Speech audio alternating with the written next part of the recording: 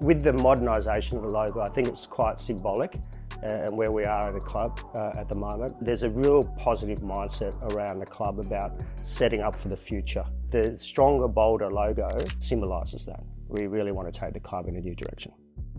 A couple of key reasons or catalysts for the change. One was we're getting feedback from our members that they wanted to see a bolder crest on the jumper, and there's a bigger demand for clearer, simpler logos for digital content from our broadcasters. Because if you look back on the history of our logo, this current logo has been in place since 1995, and that's sort of 12 years before the first iPhone was released. So it wasn't really designed for the digital age, but what we're doing now is trying to modernise it. The consultation process was quite extensive. There was member consultation groups, supporters, players, current players, past players, coaches, board, were all involved in a consultation process and iterations of the current version. And the team did a great job consulting really widely. It's appeared in our logo at different times over our history, and looking back through the 70s and 90s, the crest stayed on the jumper.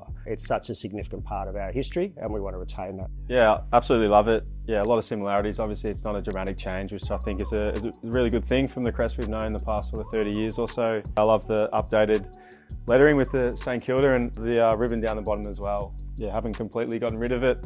Yeah, I love that it's got the 1873 on there, because as a player I'm really proud to play for this footy club, and we've been around for so long, a lot of history, some amazing players, so it's really cool to be a part of this new logo.